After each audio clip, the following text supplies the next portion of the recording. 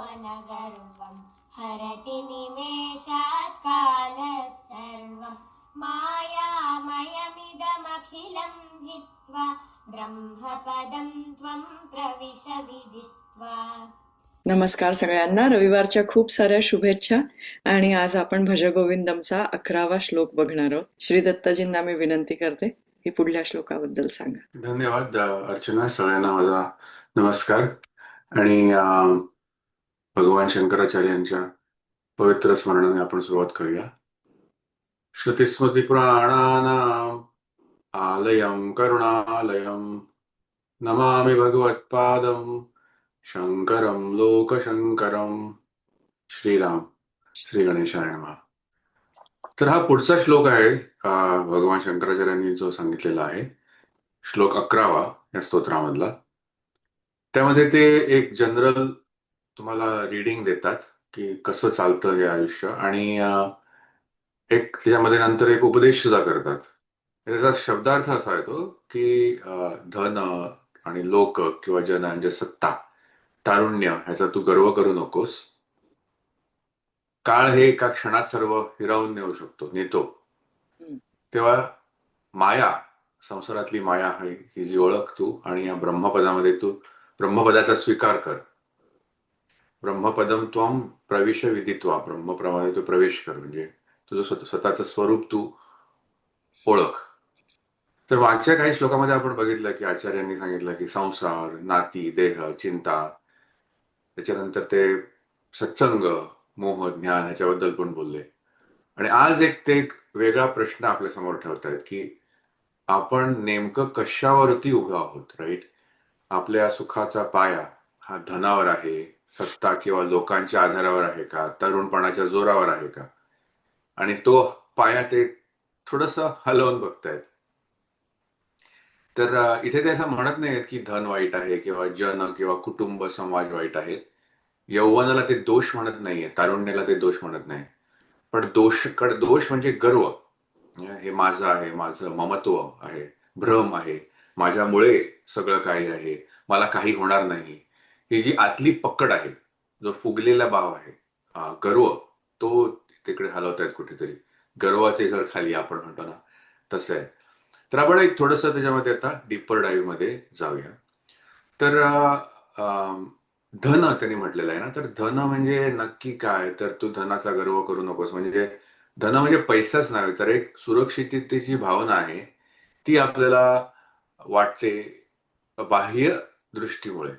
बँकेमधलं माझं डिपॉझिट किती आहे, माझी स्वतःची मुलं मला किती मदत करणार आहेत, मुलं सेटल झाली आहेत माझी आणि सगळं त्यांचं चांगलं चाललंय, चांगली नोकरी आहे मला, नंतर माझ्याकडे प्रॉव्हिडंट फंड आहे, माझे स्टॉक्स चांगले करतायत, माझ्या ओळखी आहेत, माझं नाव आहे, माझी प्रतिष्ठा आहे. या सगळ्यांमध्ये माणसाला वाटत असतं की मी आता चांगलं झालंय माझं, मी ठीक आहे. आणि ठीक आहे, चांगलं आहे, ते बरोबर पण आहे, चुकीचं काहीच नाही. कारण संसारामध्ये, आपल्या प्रपंचामध्ये आपण जेव्हा राहतो त्यावेळेला आपल्याला पैसा लागतो, लोकांच्या ओळखी लागतात, काही नेटवर्क करावं लागतं. आणि तो प्रश्न नाहीये. प्रश्न मी कोण आहे हे त्या पैशाशी बांधून टाकण्यामध्ये आहे. कारण मग पैसा जर कमी झाला, जास्ती झाला, तर माणूस हलायला लागतो. एकतर त्याला गर्व वाटायला लागतो किंवा त्याला अत्यंत चिंता, असुरक्षितता वाटते. आणि हा एक भाग झाला, राईट. तो एक पैसाचा कनेक्शन आहे. दुसरा आहे की काही लोकांकडे भरपूर पैसा आहे पण त्यांच्याकडे शांतता नाहीये, राईट. त्यांना वाटत राहतं मग कसा पैसा मी टिकवू, मग काय होईल माझं, अजून पैसा मिळवायला पाहिजे, इत्यादी इत्यादी. काहीकडे पैसा कमी आहे आणि तरी सुद्धा स्थिरता आहे. म्हणजे हा श्लोक ह्या पैशाचं जे नातं आहे ना तुमचं, तो पैसा नको म्हणत नाहीये, पण ते असं म्हणतायत की या पैशावर किंवा धनावरती उभं राहू नका, त्याच्यावरती that is not our basis. त्याचा उपयोग करा पण त्याच्यामध्ये तुम्ही गुंडाळून घेऊ नका, राईट. हा एक पैशाचा भाव झाला. आणि हा गर्व असतो ना, तो नेहमी दुसऱ्या कुठल्या तरी गोष्टीवरती असतो, आत्मस्वरूपावरती कधीच गर्व नसतो. हे म्हणजे एक संतांचं हे आहे की गर्व एक्सटर्नल थिंग्स असतात सगळे. तर एनिवे, हा दुसरा एक गर्वाची गोष्ट म्हणजे जन, राईट, किंवा सत्ता, असं पण काही लोकांनी काही त्याचा अर्थ केलेला आहे. हा ना, जन हा शब्द असा आहे ना की हा महत्वाचा आहे, कारण आपण जगतो ते एकटे जगत नाही, आपल्याबरोबर नेहमी लोक असतात, आपल्या भोवती लोक असतात, मुलं, नातेवाईक, मित्र, सहकारी, ऑफिसमधले लोक, श्रोते, फॉलोअर्स, हे सगळे आपले जन आहेत. पण इथे सुद्धा कधी कधी गर्व प्रवेश करू शकतो, कारण माझ्याभोवती इतके लोक आहेत, अशी भावना येते. आणि मग मी एक फोन केला, माझा ऐकणारा वर्तुळ आहे, मी ज्यावेळेला पार्टीमध्ये जातो त्यावेळेला लोक माझ्याभोवती गोळा होतात, माझ्याशिवाय हे चालणार नाही. हा जो एक गुप्त भाव आहे ना, तो आचार्य दाखवतात. कारण शेवटी बघा ना, कारण आपण आधी पण बघितलं की काळ इकडे काम करतो, शांतपणे काळाचं काम चाललेलं असतं. परिस्थिती बदलते, भूमिका बदलतात, मुलं मोठी होतात, आपल्या आयुष्यामध्ये जातात, कार्यक्षेत्र तुमचं बदलतं, नवीन लोक येऊ शकतात. आणि हे लोक अगेन तुमच्याशी चांगले असतील की नाही तुम्हाला माहित नाही. जुन्या ओळखी मागे पडतात, ते लोक निघून जातात. आणि एक काळ असा येतो की ज्या लोकांसाठी आपण आयुष्यामध्ये मध्यवर्ती होतो, त्यांच्याच आयुष्यात आपण कडेला जातो. राईट? हा जीवनाचा स्वभाव आहे, हे कटू सत्य आहे, पण सत्य आहे.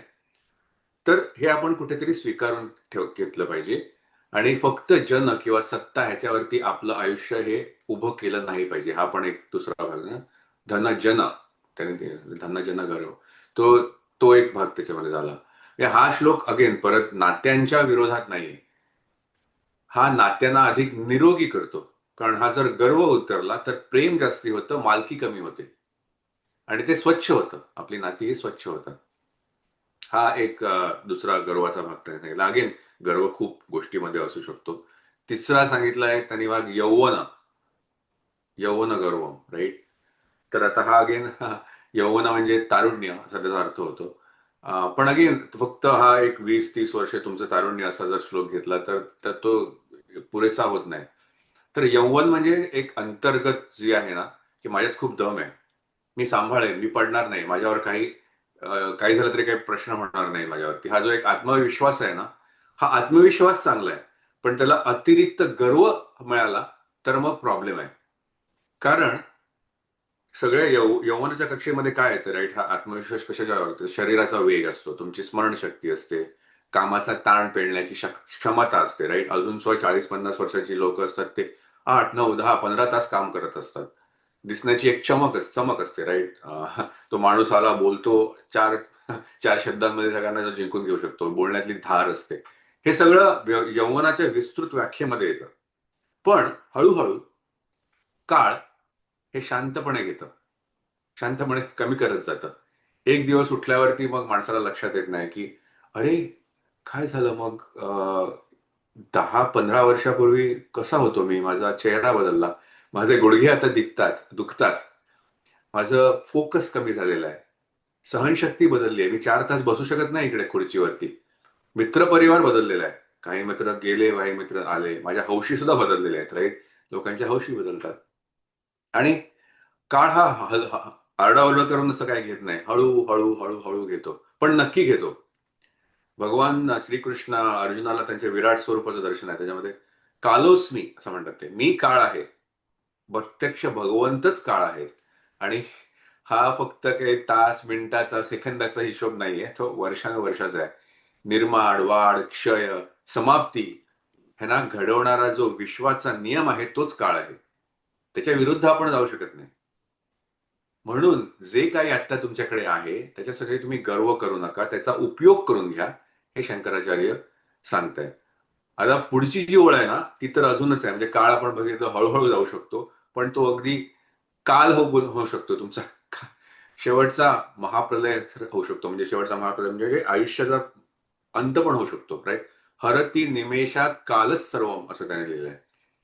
हरती म्हणजे हरावून घेतो, आणि निमेष म्हणजे क्षणाहून कमी भाग. आणि हे नेहमी कधी कधी याचा अर्थ आपत्ती होऊ शकतो. राईट? आपत्ती होते, ऍक्सिडेंट होतो, अगदी होत्याचं नव्हतं क्षणात होऊन जातं.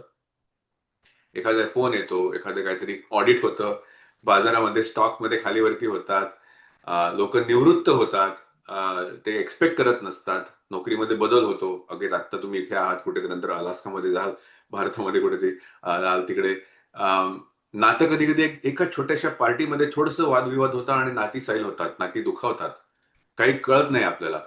त्यामुळे ज्याच्यावरती आपण उभं होतो तो अगदी क्षणात ढासळू शकतं. म्हणजे आचार्य म्हणतात त्याच्यामध्ये काहीतरी भीती दाखवत नाहीयेत, पण ते एवढंच सांगतायत की अस्थिर या ज्या गोष्टी आहेत त्याला स्थिर मानू नका. बरोबर? घर असतं, पैसा कमवतात, माणसं जोडतात, शरीर सांभाळतो, आवश्यक आहे. पण मनाचा पूर्ण भार या गोष्टीवर नको, कारण या गोष्टी आपल्याला साथ देतात, आपल्या बरोबर असतात, पण हे शेवटच्या आश्रयस्थान होत नाही. शेवटचं आश्रयस्थान जे काय आहे ते तुम्ही लक्षात ठेवा. भगवद्गीतेमध्ये सुद्धा ना दंभ, दर्प, अभिमान हे अज्ञानाचा गुण दाखवलेला आहे. म्हणजे हा गर्व असतो, हा फक्त नैतिक दोष नाहीये, पण तो तुम्हाला ऑफ ट्रॅक पण घेऊन जातो ना, दृष्टी बदलतो तुमची. तर आपण मग जे काय आहे ते पाहणं, जे योग्य आहे ते पाहणं बंद करतो. जर तुमची दृष्टीच बदलली तर मग काय आहे ते दिसणं बंद होतं. मग मग चुकीचे अंदाज सुद्धा येतात. राईट. आणि मग परत मग त्याच्यामध्ये मग त्या मायेच्या सायकलमध्ये जात राहतो आपण, आणि ते कधी तृप्ती त्याची होत नाही. आपण त्याची गोष्ट बघितली होती. 1000 वर्ष त्यांनी हे सगळे भोग उपभोगले, आणि त्याला तरी सुद्धा पूर्ण भोग उपभोगले तरी सुद्धा त्याला त्याचं समाधान झालं नाही. त्याला मग कळलं की इच्छा भोगून संपत नाही, उलट ती वाढते. हे शेवटी त्यांनी मान्य केले ना, यौवन, भोग, सामर्थ्य, सत्ता ह्यांचा शेवट तृप्तीत होत नाही. पण जर तुम्ही विवेक, आत्मानात्म विवेक जर तुम्ही बाळगला, तर हाच विवेक तुम्हाला चांगल्या दृष्टीने, पॉझिटिव्ह दृष्टीने घेऊन जातो आणि ब्रह्मपदाकडे घेऊन जातो. त्याला किती, कोणतं, कोणासाठी, कशापर्यंत, हे सगळे चिंतनात्मक प्रश्न हे मनुष्याने आपल्याला विचारावे असं आचार्य म्हणतात. हा पूर्ण श्लोकाचा अर्थ पण आहे आणि पूर्ण स्तोत्रामध्ये पण तो एक ऍस्पेक्ट, महत्वाचा ऍस्पेक्ट आहे. आता पुढचा जो भाग आहे ना, तो मायामयमिदम अखिलम असं म्हटलेलं आहे. तर हे सर्व जग मायामय आहे असं म्हणतात. तर मायामय म्हणजे नक्की काय? खोटं म्हणतायत का ते? जग खोटं आहे, तर त्याचा अर्थ असा नाही, जग काहीच नाही असा अर्थ नाहीये. जोपर्यंत तुम्ही आहात, जोपर्यंत हे जग आहे तुमच्या आजूबाजूला, तोपर्यंत त्या जगाचे सत्यत्व आपण मान्य केलं पाहिजे व्यावहारिक दृष्टिकोनातून. पण एक पारमार्थिक दृष्टिकोनातून जे आहे, जे दिसतं, जे अनुभवाला येतं, ते खरं असतं काय, ते अंतिम सत्य असतं काय, हे आपण प्रश्न विचारला पाहिजे. हाच वेदांत आहे. जे दिसतं तुम्हाला ते असतं का? उदाहरणार्थ आरशामध्ये आपला चेहरा दिसतो, तो खोटा असतो का? तो खोटा नाहीये. पण तो मूळ चेहरा असतो का? नाहीये. अगेन ही उपमा उदाहरण आहेत, राईट. आपण ब्रह्मपदाकडे जातोय त्यासाठी जे उपमा दिलेल्या आहेत त्या स्वप्नामध्ये आपल्याला अनुभव येतो, तो खरा वाटतो अगदी, कारण तिकडे आपण असतो. पण स्वप्न आपल्या मनाने तयार केलेलं असतं, राईट. आपल्या मनाने स्वप्न तयार केलं असतं, आपण आपणच त्याच्यामध्ये गुंतलेलो असतो. आणि मग जाग आल्यावर वाटतं, अरे कसं काय बघितलं मी हे, मग वाटतं स्वप्न खोटं आहे, पण त्यावेळेला ते खोटं नसतं. तसंच हे जग आहे, हा संसार आहे, खोटा नाही, पण क्षणभंगूर आहे, बदलणारा आहे. आणि त्याला जर तुम्ही शाश्वत समजलात आणि त्यामागे आसक्ती जर तुम्ही ठेवली, तीव्र आसक्ती, तर कुठेतरी तुम्ही प्रॉब्लेम मध्ये याल. हा आपला उपदेश आहे, संतांचा उपदेश आहे. याच्यामध्ये संसारामध्ये घर आहेत, काम आहे, म्हणजे आपल्या जबाबदाऱ्या आहेत, प्रेम आहे, आनंद आहे, शोक आहे. पण त्या सर्वांच्या मागे काहीतरी आहे, ते बदलत नाही. ते पिक्चर दिसतो ना आपल्याला स्क्रीनवरती, ते पिक्चरचं सगळं स्क्रीन बदलत असतं, पिक्चर बदलत असतं, पण स्क्रीन तशी असते, तीच असते, राईट. ते जे आहे, जे बदलत नाही, त्याच्या पार्श्वभूमीवर, त्याच्यावरती सगळे चित्र दिसतात, येतात आणि नाहीशी पण होतात. ते आपल्याला कुठे तिकडे जायचं, जे बदलत नाही, जे शाश्वत आहे, तिकडे जायचंय आपल्याला. लाटांमध्ये आपल्याला अडकायचं नाहीये, समुद्र बघायचा आहे तिकडे. हा अद्वैत वेदांत आहे. मोठं उदाहरण आहे त्याचं, की लाटा असतात, येतात राहतात, अनंत लाटा असतील, अनफॅदमेबल. संसार म्हणजे अनफॅदमेबल आहे. पण त्याच्या मागे जर तो पाणी तुम्ही ओळखलं, समुद्र, विशाल विशाल समुद्र त्याची तुम्ही ओळख करून घेतली, तर तुमचं आयुष्य हे नक्कीच फार सुरेख जाईल. हा मायामय मिदम अखिलम असं त्याचा अर्थ आहे. हितवा त्यांनी सांगितलेलं आहे. मी अगेन तुम्ही संसार तुम्ही किंवा सोडून असं म्हटलं नाहीये, तिकडे दिलेलं आहे. पण इथे अभिमान किंवा चिकटपणा जो आहे ना, तो सोडायला पाहिजे. आणि हा कसा सोडला जातो, अगेन त्याच्यामध्ये दिलेला आहे, आधी पण बघितलं आपण. संसार मायामय आहे, पण जे ज्ञान आहे त्यांनी या मायेचा नाश होऊ शकतो. अगेन, नाश म्हणजे समजू शकतं. माया म्हणजे जे आहे असं दिसतं, भासतं, जे नश्वर आहे आणि आभासी आहे ते अगेन परत आपण मागे ती गोष्ट पण बघितली होती. दोरीवरती सर्पाचा भ्रम होतो, वाळवंटामध्ये मृगजळ दिसतं. ते खरं आहे का? त्याच्या मागे आपण किती धावावं हा प्रश्न आहे. ते सोडायचंय. घरामध्ये राहून सुद्धा हेच पूर्ण सत्य नाही, राईट. कुटुंबावर प्रेम करताना सुद्धा हे माझे लोक आहेत, पण ते मी त्यांचा मालक नाही किंवा ते माझे मालक नाही, राईट. हा एक आहे. पैसा कमवताना हे साधन आहे, ही माझी ओळख नाही. शरीर सांभाळताना हे एक वाहन आहे, राईट. ते पण आपण त्याच्यामध्ये पण भाग येतो. पण मी हे वाहन नाहीये, मी फक्त हेच नाहीये. माझे जे अस्तित्व आहे ते शरीरापलीकडचं आहे. इव्हन शरीर, मन, बुद्धी, अहंकार याच्या पलीकडचं जे अस्तित्व आहे ते मी आहे. म्हणजे हा श्लोक आहे ना, तो तुम्हाला इन्व्हेस्टमेंट शिकवतोय, पळून जायला शिकवत नाही. तुमची गुंतवणूक कशामध्ये आहे, राईट, ते तुम्हाला सांगतोय. आणि मग शेवटचा मास्टर स्ट्रोक, राईट. ब्रह्मपदम त्वम प्रविश विदित्वा. मग काय करायचं तर नुसता नकारात्मक थांबायचा नाही, आपल्याला एक सकारात्मक दिशेकडे जायचंय, ब्रह्मपदाकडे जायचंय. अगेन हे ब्रह्मपद आपण थोडंसं बघितलं होतं मुक्तीच्या, जीवनमुक्तीच्या वगैरे त्याच्यामध्ये नक्की काय. पण हे अगेन मी परत रिपीट करतोय थोडक्यामध्ये, की जे बदलत नाही, जे सर्वाचा आधार आहे, जे शाश्वत आहे, सर्व अनुभवांच्या मागे जे आहे ते सत्य, सच्चिद आनंद असा वेदांतामध्ये शब्द दिलेला आहे, ते ब्रह्मपद. आणि ते तुम्ही समजून घ्या. त्याच्यामध्ये प्रवेश करायचं लिहिलेलं आहे. पण आपले त्याचे दोन अर्थ होतात, राईट. दोन अर्थ मला वाटतात असं, की तू स्वतः ब्रह्मस्वरूप आहेस. तुझं मूळ स्वरूप जे आहे ते तू ते लक्षात घे. म्हणून शंकराचार्यांचं वेदांताचं वाक्य आहे ना, ब्रह्मम सत्यम जगत मिथ्या जीवो ब्रह्मैव नापरा. ब्रह्म सत्यम, ब्रह्म हे सत्य आहे. जीव जगत, हे जगत आहे मिथ्या आहे. मिथ्या आपण मगाशी बोललो काय ते आभासी, क्षणिक आहे. आणि जीव म्हणजे तू स्वतः, तुझं मूळ स्वरूप हे ब्रह्ममयच आहे. आणि ते जाणणं म्हणजे मुक्ती. त्यामुळे हा नुसता वैराग्याचा उपदेश नाहीये, तर ते आत्मज्ञानाच्या मार्गाने तुमचं मूळ स्वरूप ओळखून घेण्याचा उद्देश आहे हा. ब्रह्म आपल्याकडे काही पर्क नाहीये, ते आपलं मूळ स्वरूपच आहे. अद्वैत वेदांत तेच म्हणतोय, आपण मुळातच ब्रह्म आहे, पण आपल्याला काही नव्याने बनवायचं नाहीये. हा त्याचा एक भाग झाला, राईट. दुसरा म्हणजे याच उपदेशाने आपण जर म्हणजे या मोठ्या हाय लेवल कॉन्शियसने आपल्याकडे ठेवलं, तर आपला जीवनामध्ये एका वेगळ्या दृष्टीत प्रवेश होऊ शकतो. आपली नाती, आपली भूमिका, आपलं काम, यश, अपयश हे सगळं चालू राहतं, पण एक आपल्याला ध्रुवतारा सापडतो, right. That is the destination. हा आपल्या प्रपंच लोकांसाठी हा फार महत्वाची गोष्ट आहे. कारण आपण घर सांभाळणारे आहोत, आपण जबाबदाऱ्यामध्ये असणारे लोक आहोत. तर तिथे गर्व नेहमी असा पारंपरिक स्ट्रेट फॉरवर्ड नसतो. तो अगदी माया अगदी छुपा रुस्तम तसं टाकू शकते. अरे माझा सीव्ही जबरदस्त आहे, हा माझ्याशिवाय हा प्रोजेक्ट चालत नाही, हा ही माझी मुलं आहेत ना, ही माझं ऐकतील, मी एज अ फिट आहे, मला काय प्रॉब्लेम आहे, अजून कितीतरी मैल्स मी रोज चालू शकतो, मला काही होणार नाहीये, माझं नेटवर्क, सोशल नेटवर्क जबरदस्त आहे, मी एक फोन लावला काय होऊ शकतं इकडे. शंकराचार्य म्हणतात असू दे, चांगली गोष्ट आहे, व्हेरी गुड, पण ह्याच्यामध्ये तुम्ही हरवू नका, डोंट गेट लॉस्ट. यश आलं तर ते आपल्या कृपेसारखं घ्या, भगवंताच्या कृपेसारखं नाही, मालकीसारखं नाही, कृपेने घ्या, भगवंताची कृपा आहे. अपयश आलं तर समजू नका की हा दिस एंड ऑफ ते. लोक आजकाल म्हणजे खूप व्हेरी अनफॉर्च्युनेट आहे की आत्महत्येचं प्रमाण वाढतंय जगामध्ये. हे अपयशाची चांगली लोक अपयशामुळे होतात, हे कुठेतरी त्यांना समजलं पाहिजे. एक ध्रुवतारा तुम्हाला दिसला ना की मग कळतं की तिकडे जायचंय, that is a destination. Up downs होणार आहेत, आपण कोसळत नाही आहोत. मुलं जर आपल्या मार्गाने गेली तर आणि आपलं ऐकलं नाही त्यांनी, तर आपलं मन दुखावतं, पण आपण कोसळत नाही. वय बदललं आपलं, आपण म्हातारे झालो, ओल्डर झालो, तर आपण कुठेतरी कमी पडलो असं वाटत नाही. आयुष्याचे रंग बदलतात, पण आपण त्यात वाहून जात नाही.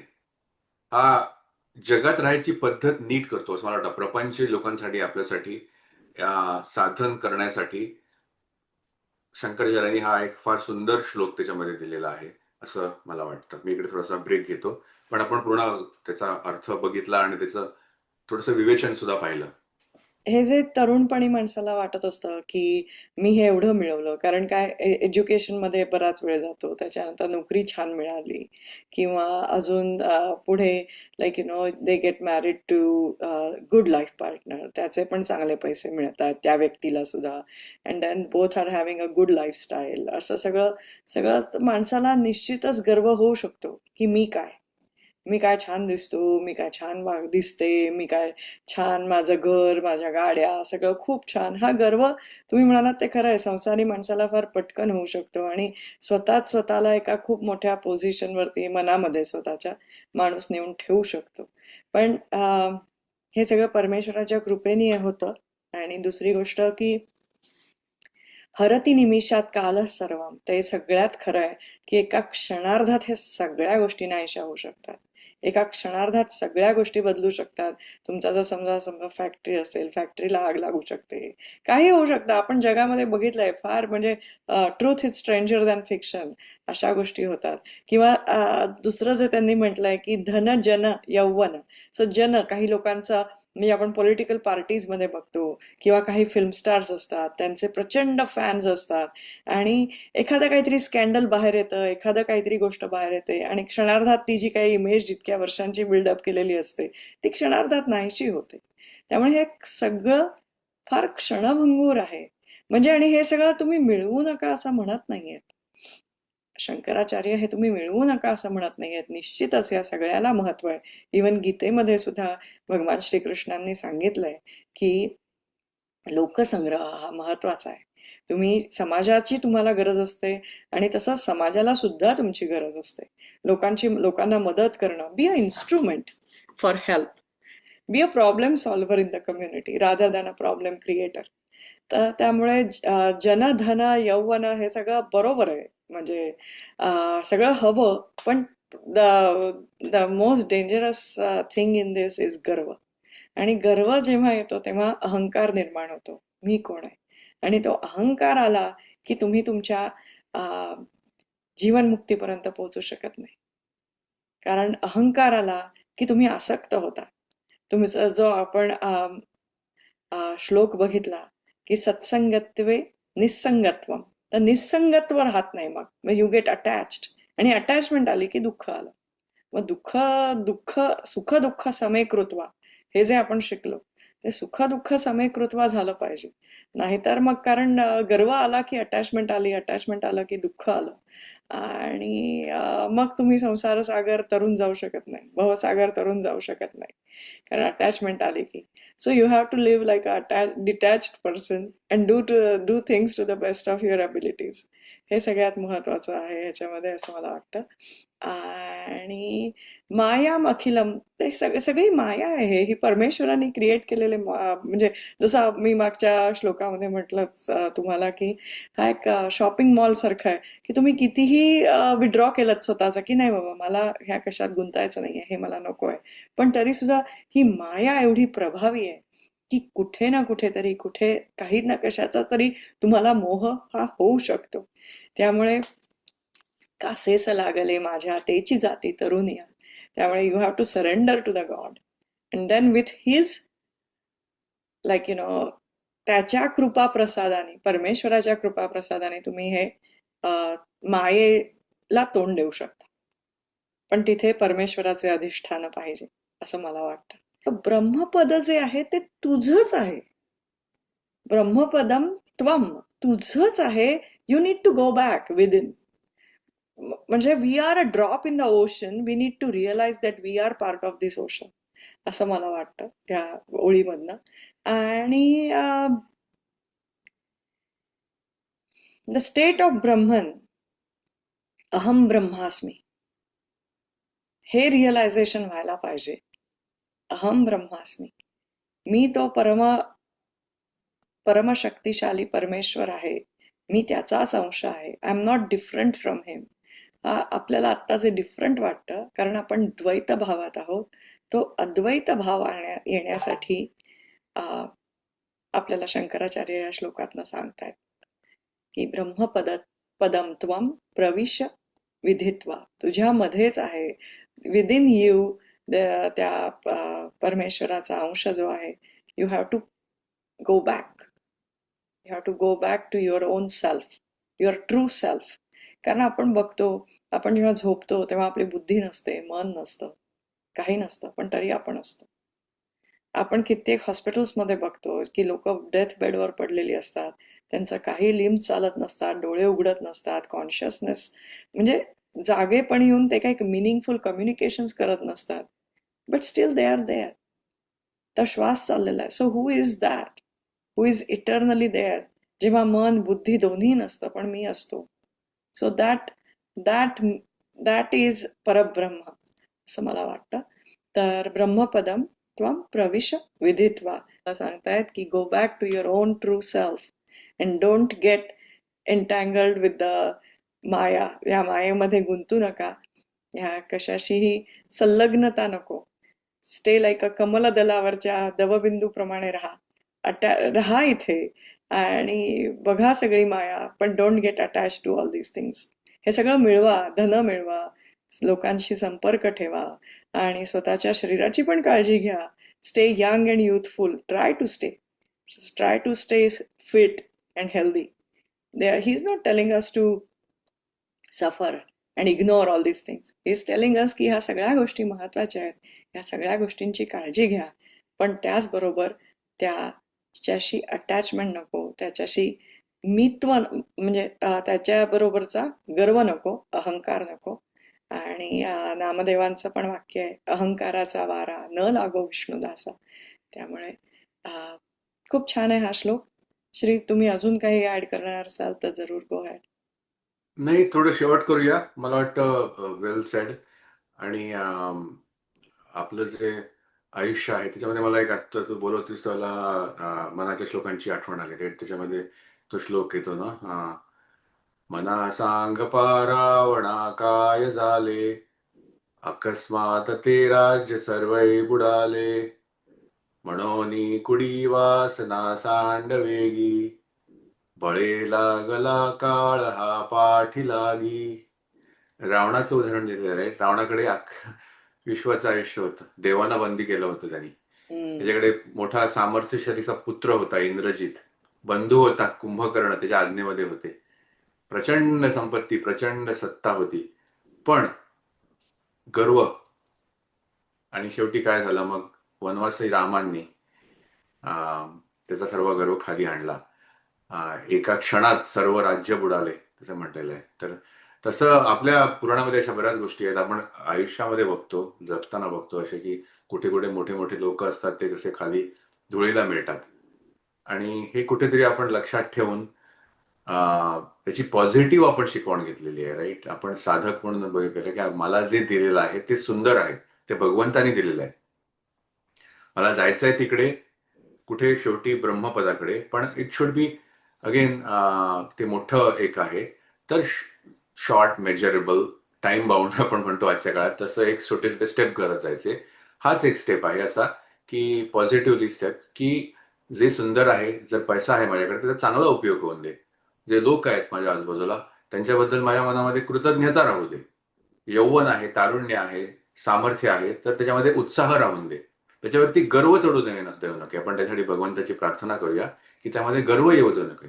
आणि उद्या जर हे बदललं तर मी संपायला नको, माझ्यामध्ये शक्ती असून दे की जे बदललंय त्याला मी तोंड देऊ शकू, सामर्थ्याने तोंड देऊ शकू. हा एक पॉझिटिव्ह संदेश आहे. तर इथे मी हे संपवतो माझं या निरूपण याचं. आणि पुढचा श्लोक अजून खूपच सुंदर आहे. त्याच्यामध्ये दिवस रात्र कशी जातात निघून आणि काळाची जी क्रीडा असते त्याच्यामध्ये शंकराचार्य सांगतायत. तो एक सुंदर श्लोक आहे. चालेल, पुढल्या आठवड्यात बघूया श्लोक नंबर 12. आणि आपला हा अभ्यास असाच चालू ठेवूया. तोपर्यंत सगळ्यांना खूप साऱ्या शुभेच्छा. छान जाऊ दे आठवडा. पुन्हा भेटू. नमस्कार. नमस्कार, धन्यवाद.